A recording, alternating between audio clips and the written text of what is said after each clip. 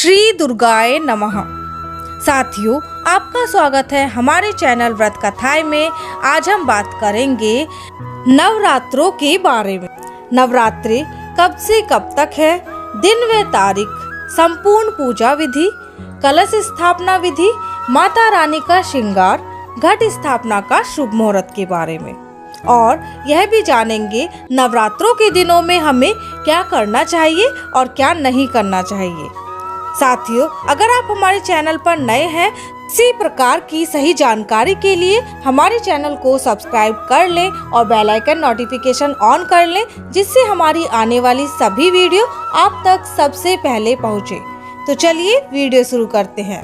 नवरात्र उत्सव देवी जगदम्बा का प्रतिनिधित्व है। हिंदू धर्म में नवरात्रि के पर्व को बहुत ही ज्यादा पावन और पवित्र माना जाता है। ये पर्व देश भर में बड़े ही धूमधाम से मनाया जाता है।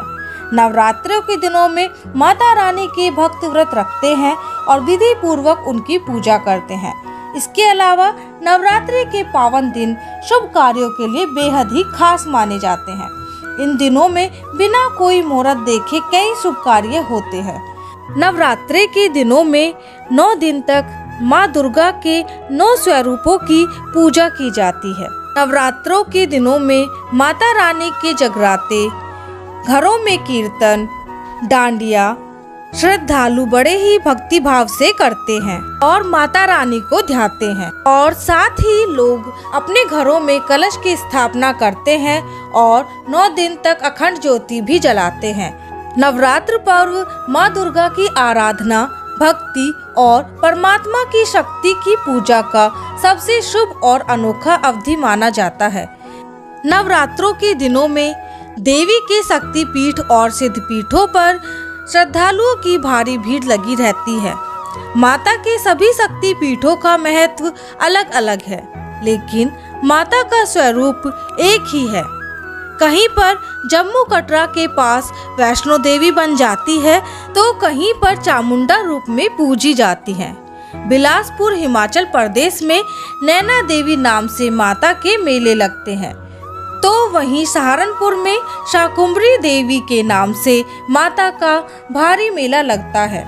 चलिए अब हम जानते हैं इस साल चैत्र नवरात्रि की शुरुआत कब से हो रही है और कलश का स्थापना शुभ मुहूर्त कब है।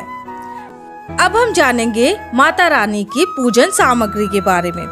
चैत्र नवरात्र में माँ दुर्गा का श्रृंगार अवश्य करना चाहिए, इसलिए आप श्रृंगार में लाल चुनरी, लाल चूड़ियाँ, बिछिया, इत्र, चोटी, गले के लिए माला या मंगलसूत्र, पायल, नेल पेंट, लाल लिपस्टिक, सिंदूर, बिंदी, काजल, मेहंदी, महावर, चोटी के लिए बैंड, नथ, गजरा, मांग टीका, कान की बाली, कंघी, सीसा आदि श्रृंगार में शामिल करें। अब हम जानेंगे घट स्थापना विधि के बारे में। सबसे पहले प्रतिपदा तिथि पर सुबह जल्दी स्नान करके पूजा का संकल्प लें। फिर इसके बाद पूजा स्थल की सजावट करें और चौकी रखें। चौकी के ऊपर माता रानी की मूर्ति और कलश में जल भरकर रखें। इसके बाद कलश को कलावा से लपेट दें।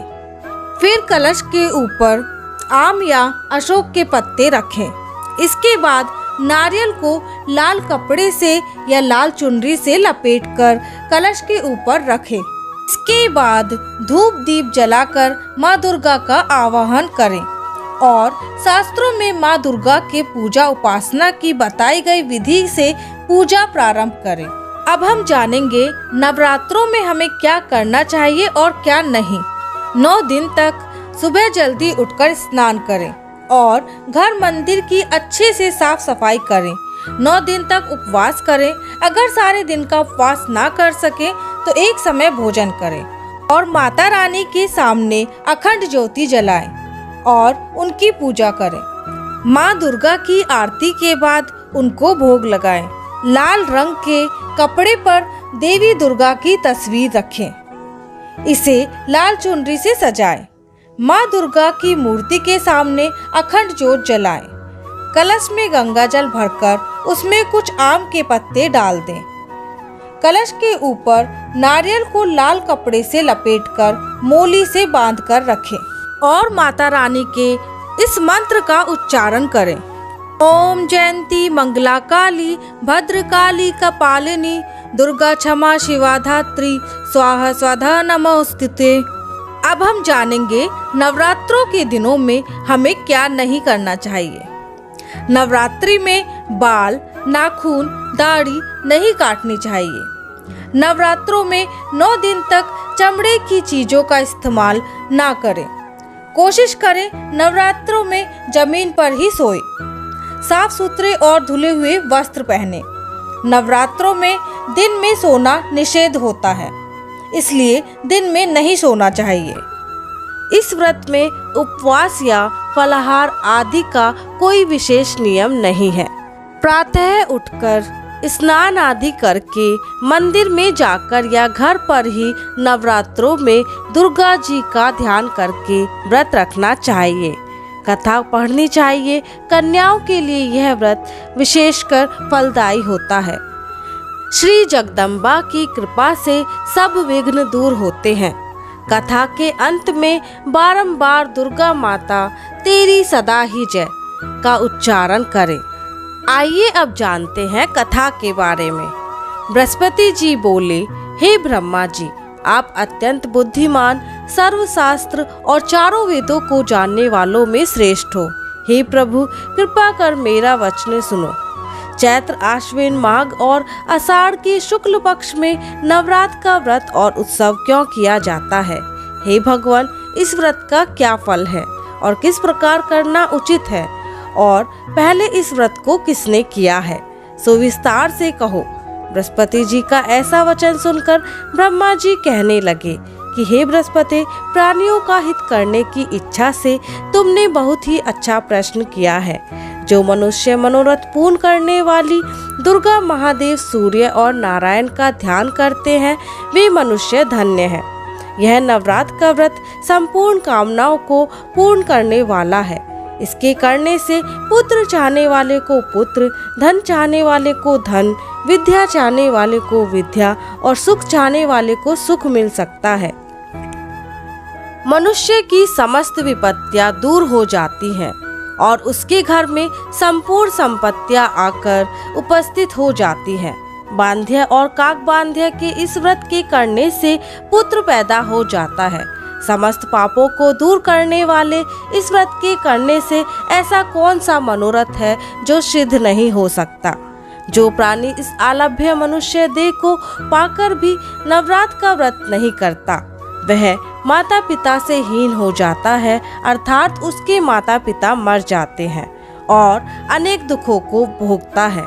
जो साध्वी स्त्री भूल से इस व्रत को नहीं करती, वह पतिहीन नाना प्रकार के दुखों को भोगती है। यदि व्रत करने वाला मनुष्य सारे दिन का उपवास ना कर सके तो एक समय भोजन करे और उस दिन बांधवों सहित नवरात्र व्रत की कथा का श्रवण करे। हे बृहस्पति, जिसने पहले इस महाव्रत को किया है, उसका पवित्र इतिहास मैं तुम्हें सुनाता हूँ। तुम सावधान होकर सुनो। ब्रह्मा जी बोले, पीठित नामक मनोहर नगर में एक सुनाथ नाम का ब्राह्मण रहता था। वह भगवती दुर्गा का भक्त था। उसके संपूर्ण सद्गुणों से युक्त सुमति नाम की एक अत्यंत सुंदर पुत्री पैदा हुई। वह कन्या सुमति अपने पिता के घर पर बालकपन में अपनी सहेलियों के साथ क्रीड़ा करती हुई इस प्रकार बढ़ने लगी कि जैसे शुक्ल पक्ष की कला बढ़ती है। उसका पिता प्रतिदिन जब दुर्गा की पूजा और होम किया करता था, उस समय वह भी नियम से वहां उपस्थित रहती थी। एक दिन वह सुमति अपनी सखियों के साथ खेल में लग गई और भगवती के पूजन में उपस्थित नहीं हुई। उसको पुत्री की ऐसी असावधानी देखकर क्रोध आया और पुत्री से कहने लगा कि हे दुष्ट पुत्री, आज प्रभात से तूने भगवती दुर्गा का पूजन नहीं किया। इस कारण मैं किसी कुष्ठी और दरिद्री मनुष्य के साथ तेरा विवाह करूंगा। इस प्रकार कुपित पिता का वचन सुनकर सुमति को बड़ा दुख हुआ और पिता से कहने लगी कि हे पिताजी, मैं आपकी कन्या हूँ, मैं सब तरह से आपके अधीन हूँ। जैसी आपकी इच्छा हो मेरा विवाह कर सकते हैं, पर होगा वही जो मेरे भाग्य में लिखा है। मेरा तो इस पर पूर्ण विश्वास है। अपनी कन्या के ऐसे निर्भयता से कहे हुए वचन सुनकर उस ब्राह्मण को और अधिक क्रोध आया। तब उसने अपनी कन्या का विवाह एक कुष्टी के साथ कर दिया और अत्यंत क्रोध होकर पुत्री से कहने लगा, जाओ जाओ, जल्दी जाओ, अपने कर्म का फल भोगो। देखिए भला भाग्य के भरोसे रहकर क्या करोगी। इस प्रकार से कहे हुए पिता के कटु वचनों को सुनकर सुमति मन में विचार करने लगी कि अहो, मेरा बड़ा दुर्भाग्य है जिससे मुझे ऐसा पति मिला। इस तरह अपने दुख का विचार करती हुई वह सुमति अपने पति के साथ वन में चली गई। सारी रात वह दंपति माँ भगवती का ध्यान करता रहा। उस गरीब बालिका की ऐसी दशा देखकर भगवती प्रकट होकर सुमति से कहने लगी कि हे पुत्री, मैं तुम पर प्रसन्न हूँ। तुम जो चाहो सो वरदान मांग सकती हो। सुमति बोली, आप कौन हो जो मुझ पर प्रसन्न हुई हो? यह सब मुझसे कहो और अपनी कृपा दृष्टि से मुझ दीन दासी को कृतार्थ करो। ऐसा ब्राह्मणी का वचन सुनकर देवी कहने लगी कि मैं आदि शक्ति हूँ, मैं ही ब्रह्म विद्या और सरस्वती हूँ। हे ब्राह्मणी, मैं तुझ पर तेरे पूर्व जन्म के पुण्य के प्रताप से प्रसन्न हूँ। तुम्हारे पूर्व जन्म का वृतांत सुनाती हूँ। सुनो, तू पूर्व जन्म में निषाद भील की स्त्री थी और अति पतिव्रता थी। एक दिन तेरे पति निषाद ने चोरी की। चोरी करने के कारण तुम दोनों को सिपाहियों ने पकड़ लिया और ले जाकर जेल खाने में कैद कर दिया। उन लोगों ने तुझे और तेरे पति को भोजन भी नहीं दिया। इस प्रकार नवरात्र के दिनों में तुमने ना तो कुछ खाया और ना ही जल पिया, इसलिए 9 दिन तक नवरात्र का व्रत हो गया। हे ब्राह्मणी, उन दिनों में जो व्रत हुआ उस व्रत के प्रभाव से मैं प्रसन्न हूँ। तुम जो चाहो वरदान मांग सकती हो।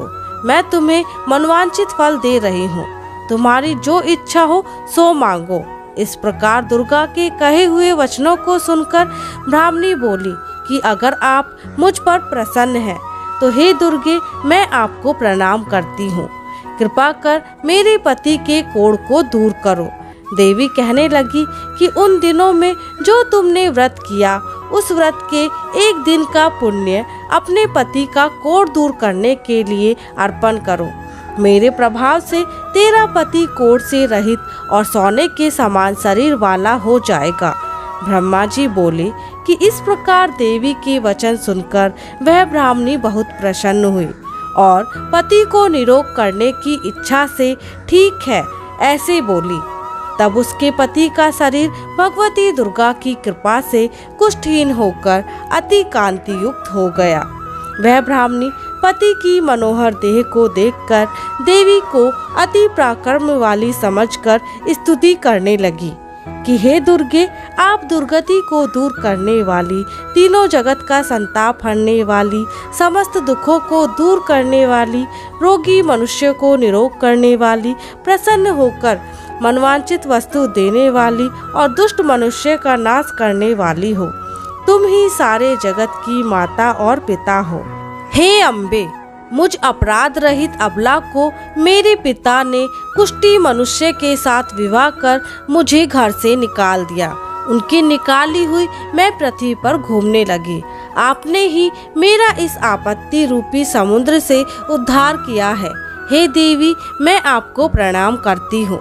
मुझ दीन की रक्षा करो। ब्रह्मा जी बोले कि हे बृहस्पति, इस प्रकार सुमति ने मन से देवी की बहुत स्तुति की और उसके द्वारा की हुई स्तुति को सुनकर सुमति पर देवी को बड़ा संतोष हुआ और ब्राह्मणी से कहने लगी कि हे ब्राह्मणी, तेरे उद्यालय नाम का अति बुद्धिमान, कीर्तिमान और जितेंद्र पुत्र शीघ्र ही होगा। ऐसा कहकर वह देवी उस ब्राह्मणी से फिर से कहने लगी कि हे ब्राह्मणी, और जो कुछ तेरी इच्छा हो वही मनवांचित वस्तु मांग सकती है। ऐसा भगवती दुर्गा का वचन सुनकर सुमति बोली कि हे दुर्गे, अगर आप मुझ पर प्रसन्न हैं तो कृपा कर मुझे नवरात्र व्रत की विधि बतलाइए, हे दयामयी।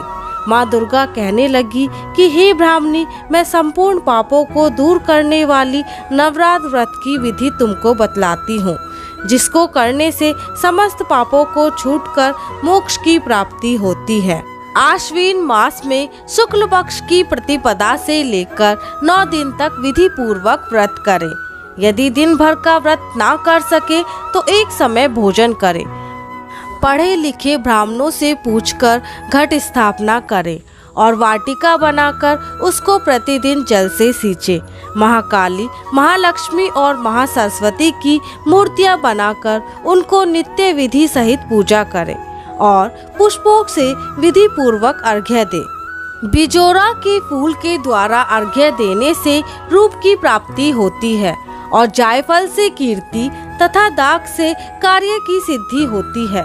आंवले से सुख और केले से भूषण की प्राप्ति होती है।